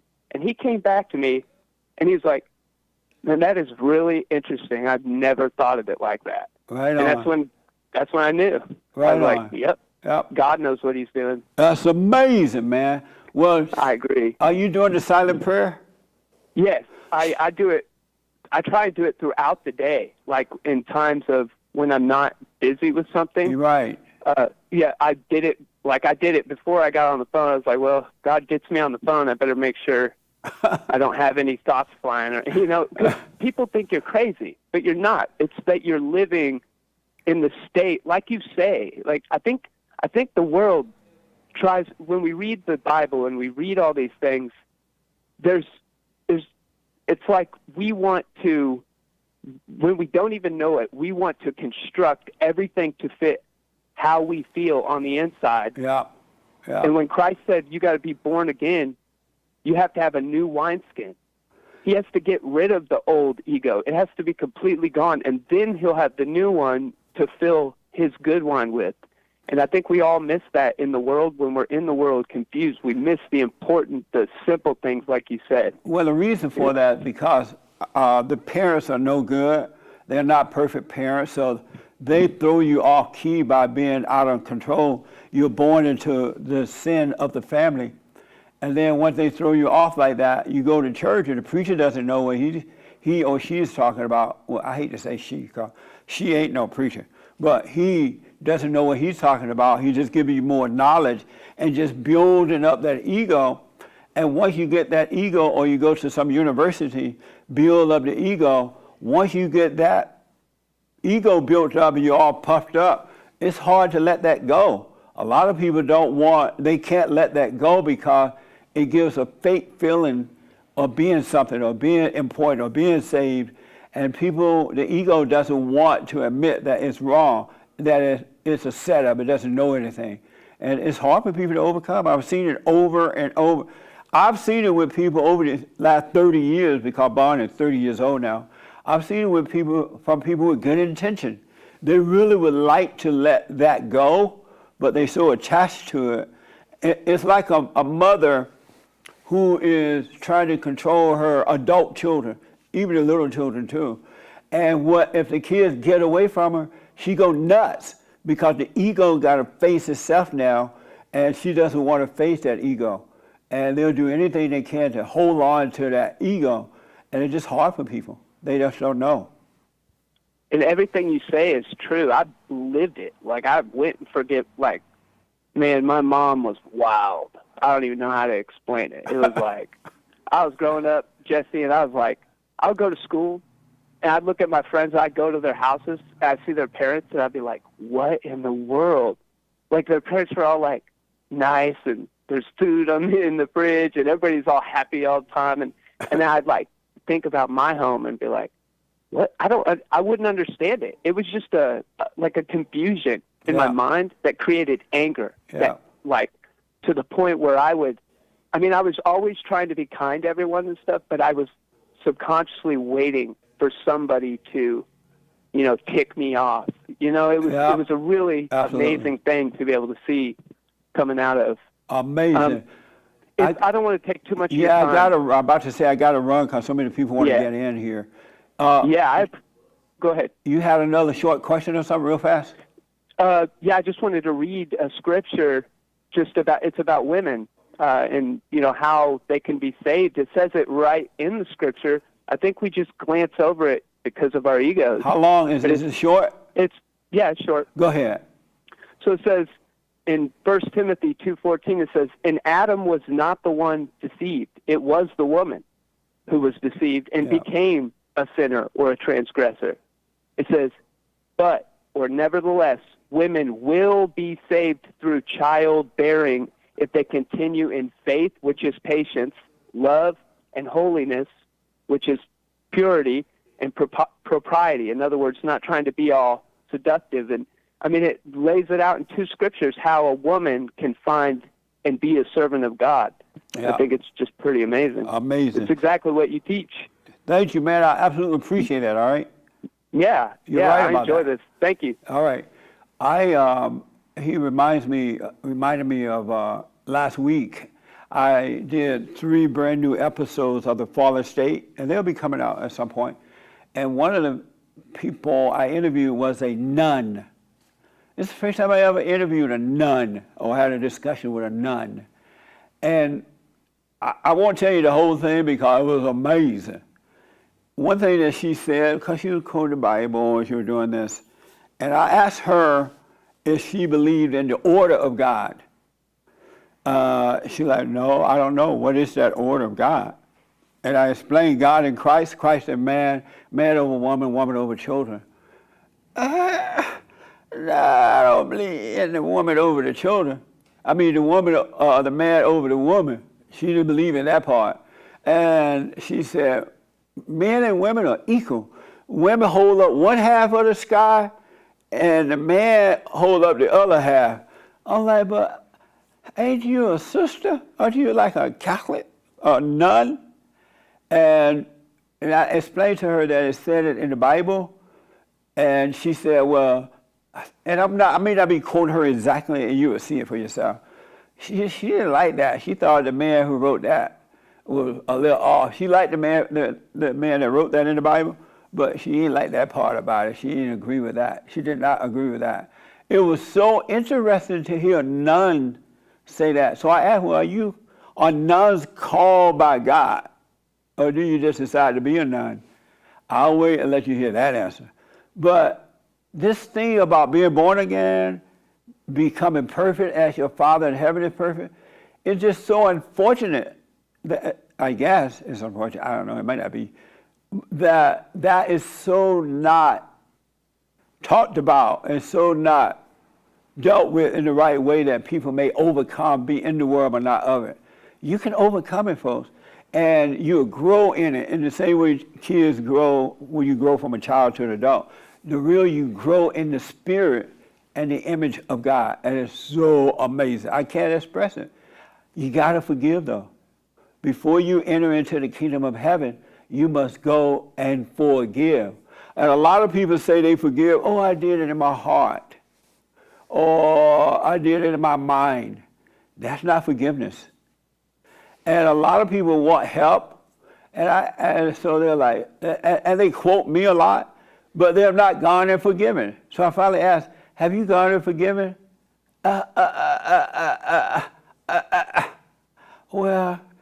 no, not yet. Or I did it in my heart. It's not going to work like that. You got to go and forgive. He didn't say go in your heart and forgive. Go and forgive, and I will forgive you. Other than that, you're going to be reading the Bible. You're going to be one of the worldly Christians, because worldly Christians, those who just confess Jesus as their Lord and Savior, but don't believe that you can live sin-free, and they don't really believe Him, it's an illusion. You're an illusional Christian, and that's why nothing is working. That's why you lose your families. That's why you lose in the world. You live just like the children of the lie, because Satan is still your daddy. It's just an illusion, folks. The real deal is here, inside. In the belly. It's there. Anyway, yeah. Some super chats, quick. AJ Samuel Bhaskar says, thanks for guiding us back to God, Jesse. The spiritual battle is really upon us, and I am able to see it now. Yeah. Also, I got suspended on Twitter because I said suffer and die to someone. Chelsea says, I have forgiven my mother, and I love and respect my earthly father. I do the silent prayer in the morning and evening and ignore my thoughts, but I don't feel anything or see anything. Is that right? Beautiful. You don't want to feel, because that's what the world is based on, how you feel. And so a lot of people think that once you're born again, overcome the mother, return to the father, that you're going to be feeling something. Salvation is the lack of feelings. All those feelings come from your father, Satan, right? Because he got you angry, he deceived you in your head, you have expectations and all kind of crap. But once you're born again, you have perfect love, which is of God, and you're guided by that. And what is missing, all those feelings, but what is present is perfect peace. And even in perfect peace, there are no feelings. You just don't have the confusion. You don't have the conflict. You don't have the doubt. You don't have the worry. You don't have not thinking that you don't know. You won't have the answer when you need it. You don't think about tomorrow or yesterday. It's just living. You just be. You become a living being. Crystal asks, I don't think I have anything to forgive my mother for. My father failed to be a father for choosing drugs and alcohol over his children. I didn't have a strong father figure. Should I first go forgive my father? First of all, your father didn't choose drug and alcohol over his children. Your father just had his own issues, and just like most people are a way of escaping rather than facing the conflict, he drank and did alcohol, or whatever he did. And did drugs and alcohol, right? He didn't choose that over you, so your mother lied to you about that. There's no such thing as not having a reason to forgive your mother. You just have identified with your mother, and you don't realize you have to forgive her. And so you make up excuses, and it's not you, but Satan making them up for you, so you shall not be born again. But you do have to go and forgive your mother. And if you have an issue with your father, go and talk to him as well, and forgive him for not being there and protecting you from your mother. You do have an issue with your mother, I guarantee you that. Your mother was not perfect. If she was perfect, you wouldn't be saying that your father chose alcohol and drug over you. That's not true. Fathers love their children. The credit solutionist, that's Victoria. It's Black Victoria, by the way. Hey, Victoria. Amazing. I doxed her. She said, for the best service on this side of heaven. Happy Sunday, Bond fam. We miss seeing you, Victoria. I hope this thing is over soon. Y'all can come on back home. But right on, thank you. Mary Boston gave a donation. Thank you. Hey, Mary. We haven't seen Mary in a while. Yep.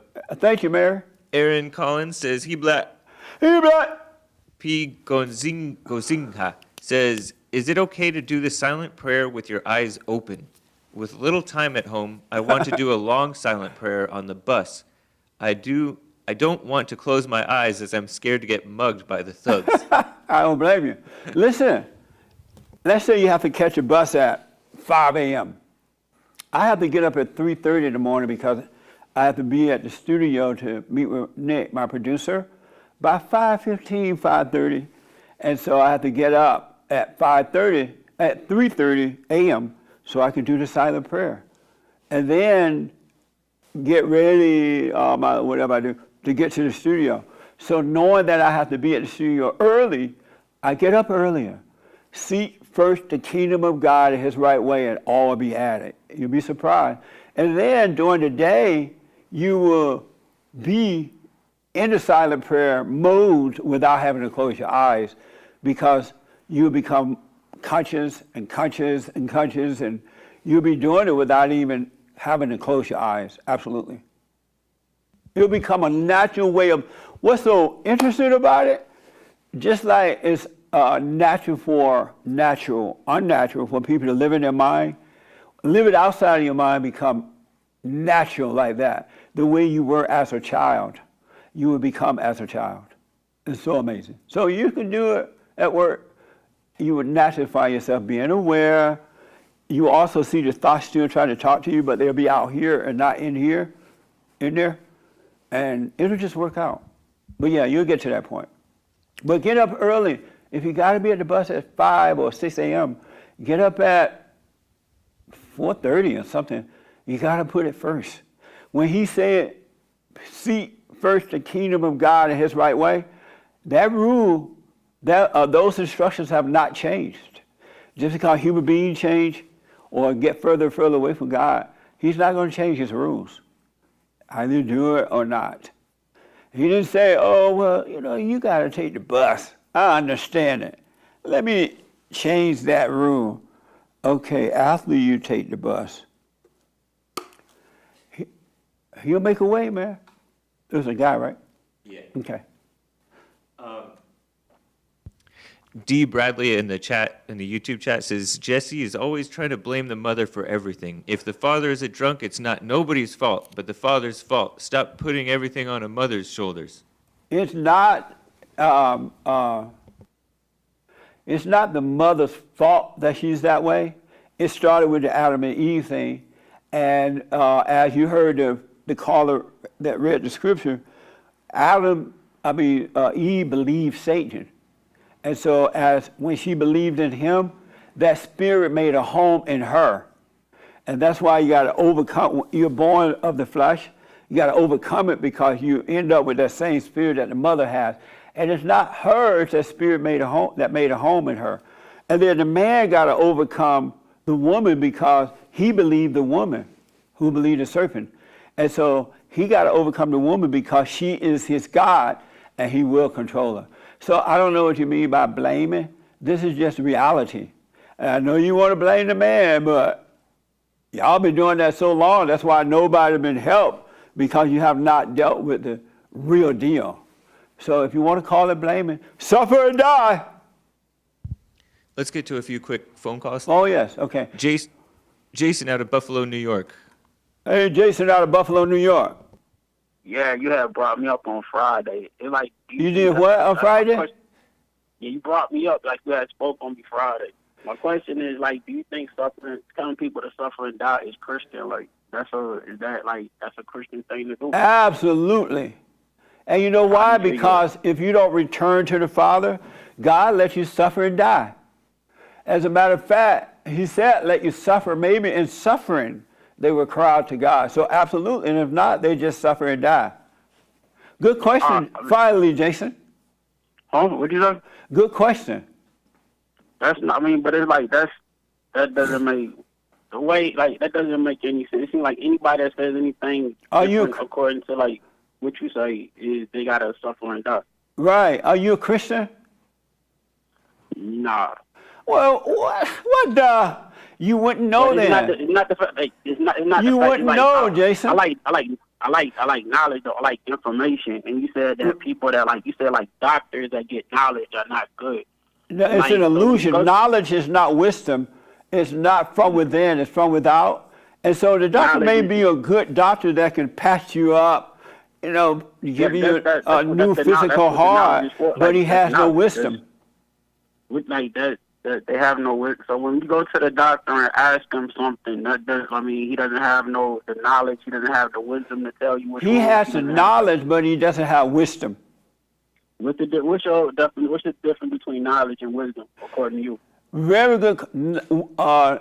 Wisdom only comes from God. Knowledge comes from the world, and the world get their information from their daddy, Satan.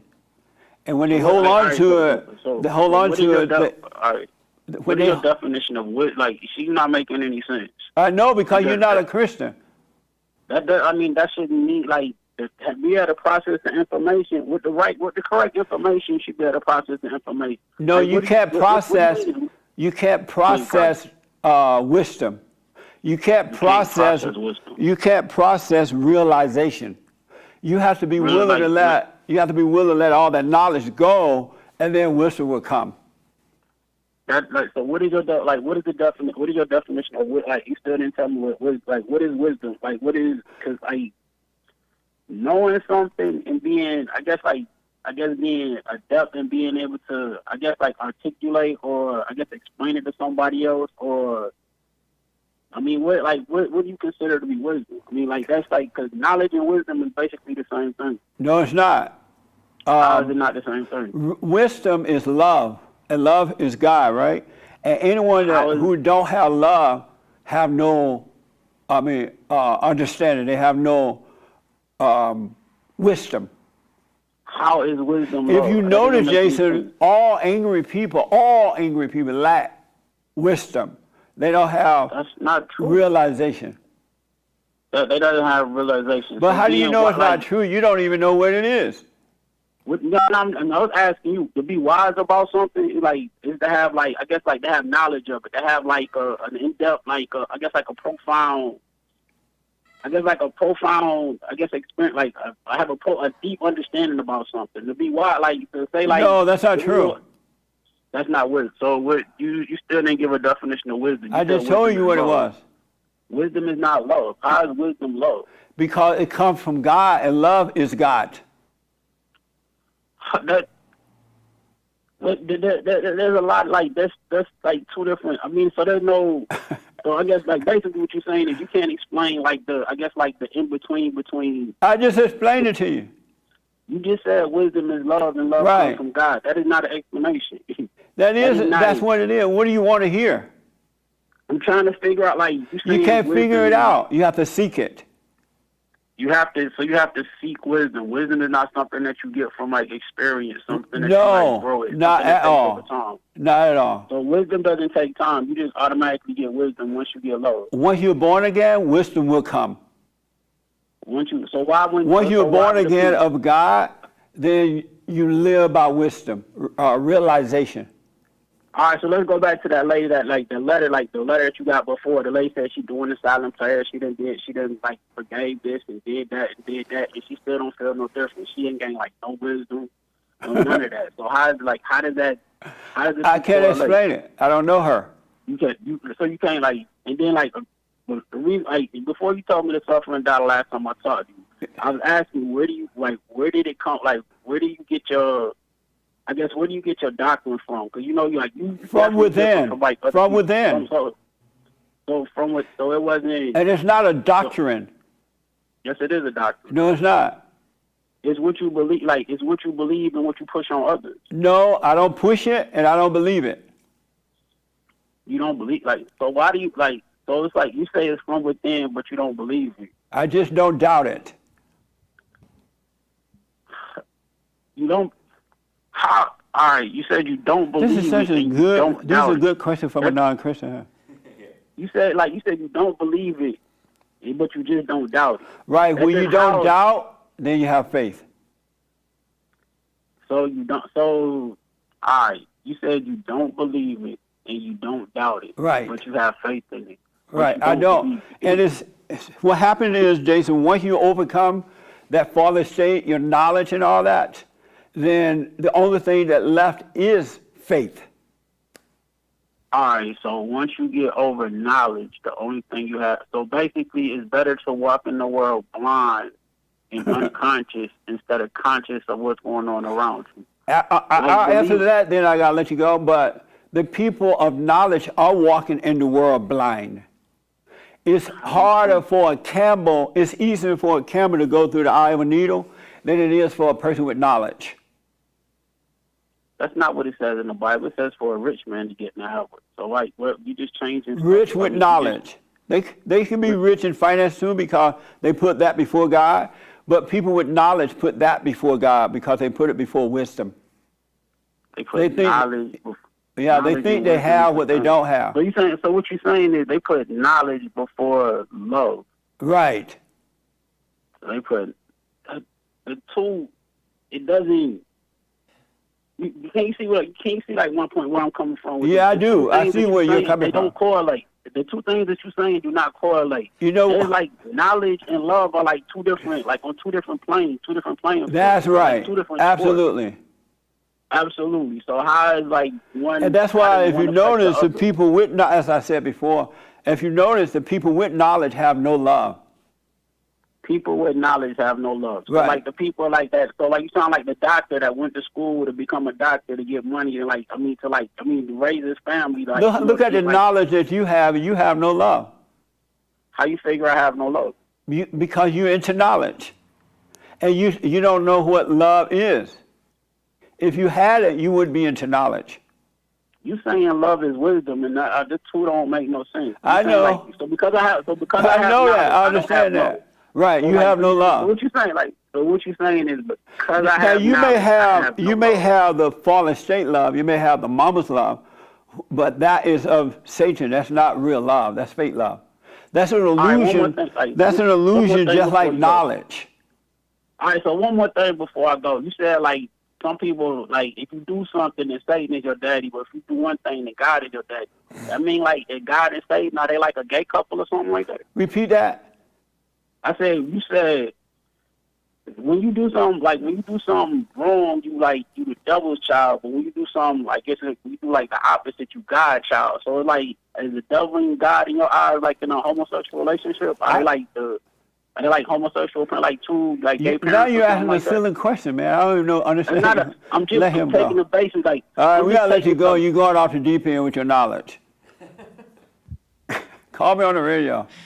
Go ahead. Let's get to Richard out of Kentucky. It was really good questions, though, from a man of knowledge. He can't, really, it was so good because he literally can't, no one can. I couldn't until it revealed to me. You can't see the other way. You can't make yourself see it because God only allow those to see who He wants to see. And Jason, after all those good questions, he may start seeking it. He may, because he asked some good questions. And he's a little confused, so he might wake up. Okay. I'm going to open the treasure chest on D Live in Oh, 5 yeah, minutes at call me- 12:45. All right. Just FYI. But let me get to Richard out of Kentucky for you. Hey, Richard out of Kentucky for me. Hey, what's up, Jesse? All is well, Richard. How you? Good. No man is good, but all is well. Right. So yeah, I had a question, but the knowledge is an illusion thing kind of like brought me back to reality. So like, I mean, I can still ask my question, but yeah, that's pretty much all I needed to hear. But All right. Well, thanks for your call, Richard. all right. I appreciate that. See there? The knowledge went away and understanding came.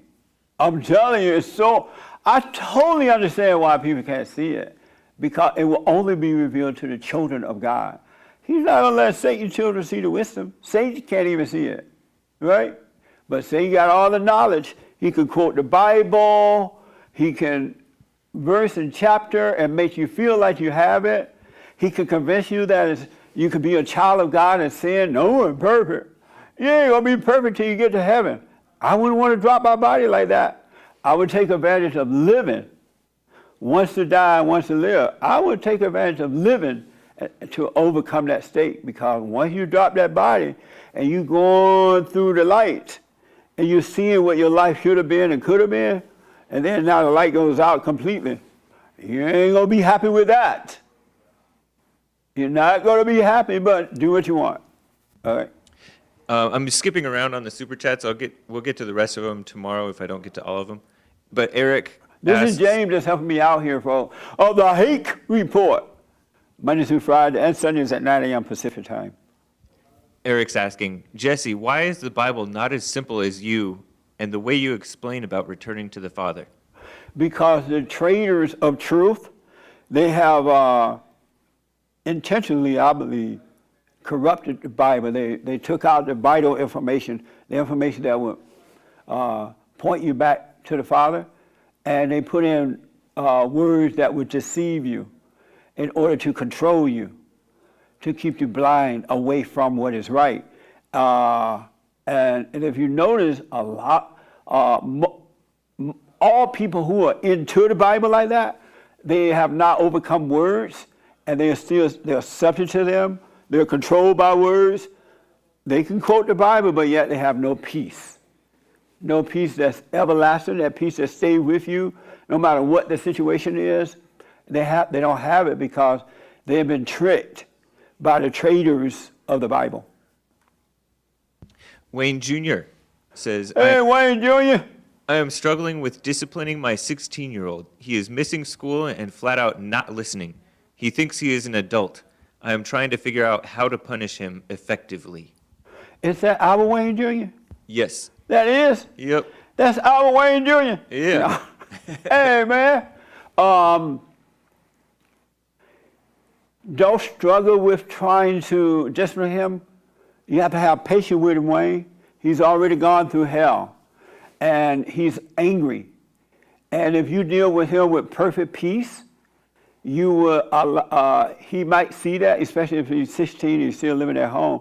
He may see that in you and overcome. But you got to point out why he's that way. But struggling with him, arguing with him, and trying to make him do right, you're only driving him further away.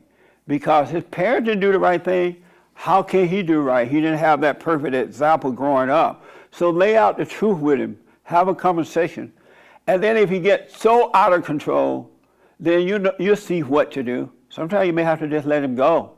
But you got to stay present so you can guide him with perfect love.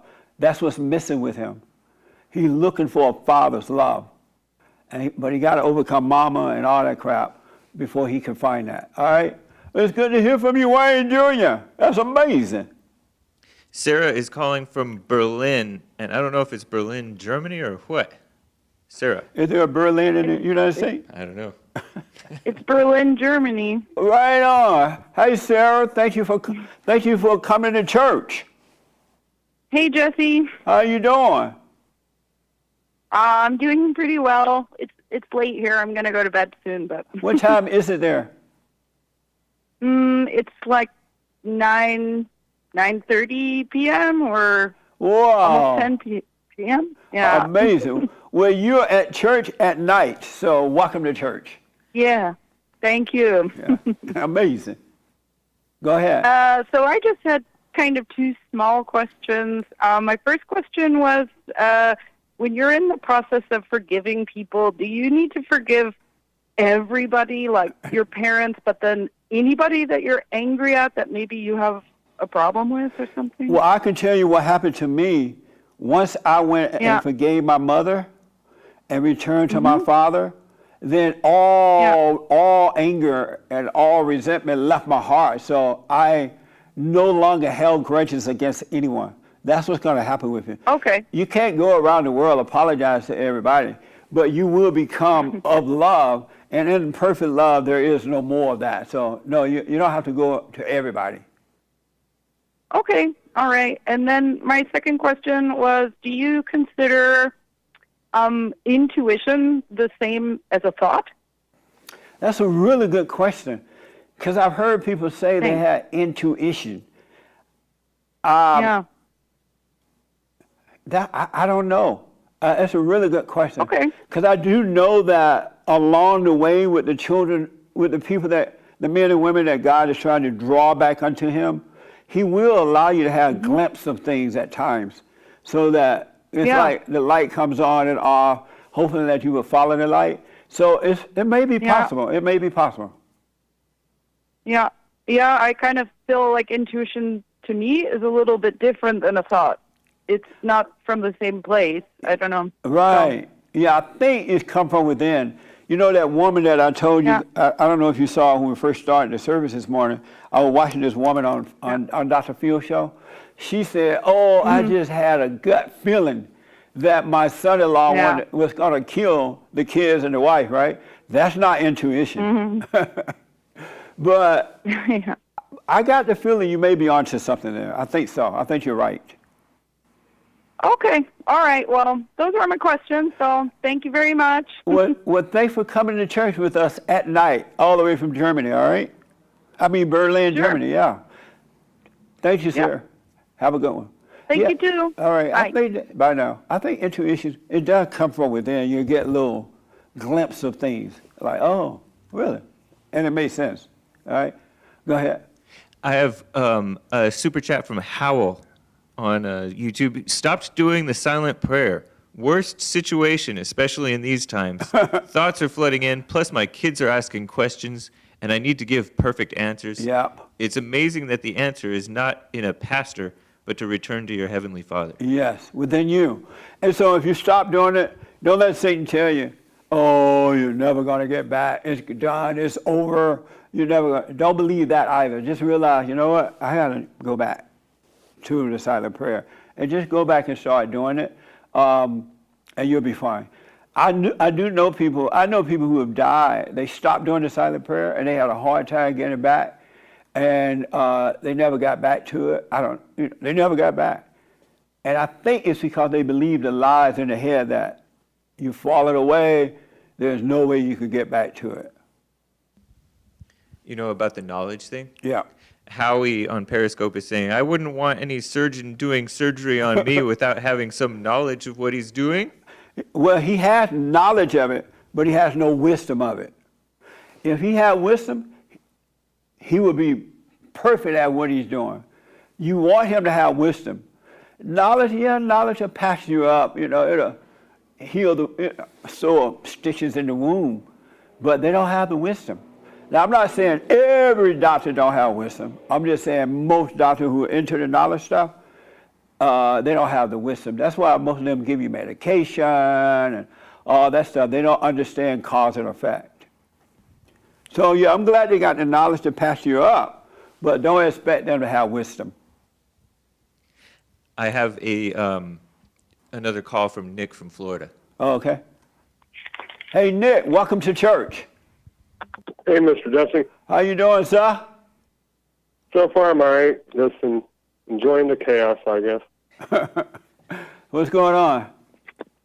Not a whole lot. I was just going to give my 2 cents, ask you a question, and then answer the biblical question. Real fast, we're running out of time. Go ahead. All right. Now, I kind of hate to say it, but if we weren't told that there was a virus, we would have never known that anything was going on. Yeah. I believe that. Good point. And, you know what I mean? Yeah, because you can't see Just it. imagine what else is going on. I mean, we wouldn't know unless we're told, and it's all about fear, and that's what Satan loves. Absolutely. That's why people have to go within. Who's the lady called earlier about this is a good time to be home and be quiet? From New York, I think. Yeah, I They're forget. just trying to shut us up. Yeah, that's why take this moment and get to know yourself. Come back to God within. And that way they can't control you by putting out fear things like this. They cause you to become afraid, and then they come back like they're saving you. It's the darndest thing I ever seen. We just got to surrender grace, all yeah, thought. grace. And remember that God's in control. Yes, absolutely. And then I wanted to ask you a question. What was the reason why God sent Jesus to earth, or sent his son? That you can return to the Father. He came for us, right? Right. He was. All right. Now He came here's for the biblical lost. question. Now I want to answer. your Which do biblical you question. prefer? Saving lives or saving the economy? Well, I believe God sent his son to save man, not the economy. So which do you prefer, to save lives or the economy? I would say lives. Amazing. And would there be lives without economy? There wouldn't be economy without lives. That's not I true. mean, we're the ones that start the economy. We're the ones that keep the economy running. Amazing. So you rather save lives rather than saving the economy. Well, if you don't I save could the even break economy, it down people... even simpler. Would you rather save the economy or Donald Trump? Well, I don't want to get into politics because No, it's this not is politics. church. I got to run, buddy. Thank you. All right, bro. Okay, he ready to argue politics. Amazing. There is a reality, and the reality is all people are not going to die from this stuff or anything else. And so you save the economy, you're going to be able to save some lives. But if no economy, no lives. Just ask the folks around the world. Go and ask the Japanese over in China. Okay, we'll run out of time. Let me just make the announcement. So let me just say, no men's forum this Thursday. No men's forum because of this Chinese virus. Sorry, guys. And the guys love the meetings because they really get down to guy stuff. Last time we had like 47 guys showed up. It was amazing. What else? We're still doing the radio. And we're still doing counseling. We have the best counseling service on this side of heaven. You just can't come in now. We do it by Skype or by phone, all right?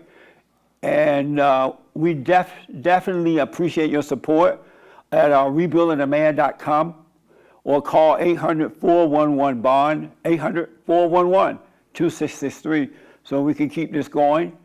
We have a brand new newsletter that we put out maybe 3 times a year, I think. And we have one that is about to hit the mail. If we don't have your mailing address, whether it's a P.O. box or your home address, go to rebuildingaman.com and put your address there, and you can get a copy at no cost, you can get a copy of the newsletter. It is amazing. You don't want to miss the newsletter. So I appreciate the super chats and the D-Lives and patreon.com/Jesse Lee Peterson. Is it Patreon for Bond /Jesse Lee Peterson? There is a Patreon for Bond, but for Bond, might as well just donate. Yeah. Monthly donations through Bond. Monthly donation by going to rebuildingaman.com. And or you can call 800-411-BOND. I do want to make this really, really clear to you. No man can cause you to return to the Father. No man, no human being, man or woman, can cause you to become a son or a daughter of God. No one. Only He, God, can do that. But you got to seek Him. You got to admit you're wrong. And ladies, I noticed that the hardest thing in the world for women to do, not all, but most, is to admit that they are wrong. That emptiness that you feel, and you're trying to control your children, adult and young children, your boyfriends, fiancés, or husbands, or you're trying to control something, you gotta let all that go so you can feel the pain of being nobody, the emptiness. It's a longing for the Father. And if you let that go, you'll feel that emptiness, and that will cause you to cry out to the Father. Then your life will change. But trying to control people ain't gonna do it. Because you have control of your children, they come back and live with you or live down the road from you, they're gonna hate you. Because they know you are controlling them. It's not right, it's evil to control them like that. And they don't realize what you have done to them because it happened when they were young, and they forget that you did that to them. And they feel subject to you, especially with the mothers, but they don't understand it. You gotta let your children go. You're not gonna have peace by controlling your children. It's evil. If they want to get married, let them get married, go far away from you. If you had love for your children, you would do that. And with the boys and the girls, don't try to keep them home. Oh, you need to stay home and save money. You're using your children for your own ego. That's not love. Let them go so you can be born again of God. Your kids are not an investment. They're not salvation. They're not your husbands. Mothers make sons and daughters their husbands. That's gross. You're evil for doing that. If you have a husband, that's your husband. If you divorce, your husband, God, take care of yourself. It's not the responsibility of your children. And if you do them right, with real love, when you're down and out, they will see how to help in the right way. Not by guilt or a sense of obligation and all that crap. They don't owe you anything. But if you love them in the right way, they will help you in the right way. Just FYI, we have about a minute or two, James. Jimmy Morgan gave a super chat, said, "Thank you, JLP, for pointing me in the right direction. Amazing." Right on. And Catch the Thought says, "Church is amazing." Amazing. Thank you. I'm glad to hear men and women waking up, especially men, because if the men wake up and come back to their natural state of being, that love will come through you, and the women are going to love that. They're looking for the love of a father. So the father's love is operating through you, and you don't look for a woman. Women, don't look for a man. It will happen for you. All right? So I'm glad to see you, because things are they're becoming amazing now that the men and women are starting to wake up. I'll read the last super chats, or I'll send them to Joel so that he can read all those guys. All right. Do you want a quick one with a quick Matt from Sacramento? Last call, California. Matt. Thanks for calling the church, coming to church with us. You're on the air.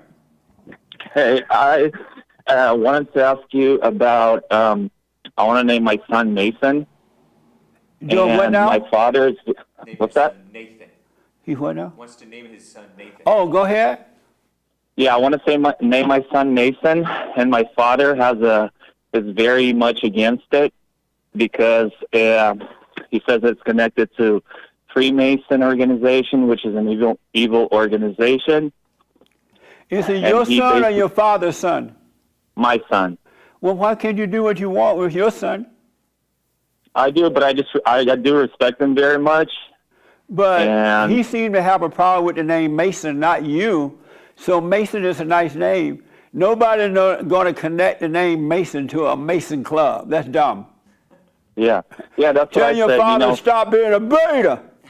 Nah, I don't see it like that. But if he connected a name Mason and thinking that if someone called, "Hey Mason, how you doing?" they're gonna think of a Mason society or club. That's dumb. Yeah, well, because our first language is Russian, and if you say the name in Russian, then it automatically basically has that association. Really, in Russia it does? Yeah. In a Russian language. Are you living in Russia now? No. Where are you? In California. Well, you are an American. You're not going to have that problem unless you hang out in a Russian neighborhood. You're an American. I recommend you do what you want with it, but it's up to you. Okay. But I doubt, unless you're Russian, I guess, normal people are not going to associate the name Mason with a Mason society. Yeah. Now, Yeah, that's what I said. If you go to Russia, it might be a different thing, I guess. Just don't go to Russia. Yeah, no. It's just like a church thing, you know. It is a church that they attend is like a Slavic church with like Russian-speaking people. Well, you get know, the Slavs out of that church. Gotcha. Yeah, I mean, the way I came up with the name from like the one who works with stone and brick, and it is a nice name. That is a nice name, man, and that's a nice reason to come up with it too. Yeah. All right. If you don't name your son what you, as long as his name is not Azula Kula or the crazy name, but that's a nice name, man. And if you don't name your son what you want to name him, you will regret it later. Yeah, absolutely. Yeah. Thank you for your call, buddy. All right. Thank you very much. Okay. That's amazing. We are out of time. Church was amazing. I want to encourage you because a lot of people are not doing the silent prayer. They put it off. Satan convinced them to put it off, or they try to do the right thing without the prayer. It's not going to work that way. You got to do the prayer. I've been doing it for 31 years now, and I still have to do it. I want to stay connected to the Father. I don't want to ever go down that road again of dropping or falling away from Him, right? And so do the silent prayer, silentprayer.video. Thank you for your support at rebuildingtheman.com or call 800-411-BOND. No men's forum this week. Hopefully this stuff will all end pretty soon, and we'll be back to doing what we normally do. I thank you so much for calling in and being a part of the church service, for online chatting. I absolutely appreciate that. Do the silent prayer, folks. I can't help you. I'm just pointing you back to the source that will help you, to help me. I had to come out of that too. It took coming back to the Father that brought me back to my natural state of being. Have a good one, and be careful out there. Don't trip out over the Chinese disease, and I'll see you tomorrow, hear you tomorrow on the radio at 6 a.m. Pacific time. All right, thank you so much. Amazing.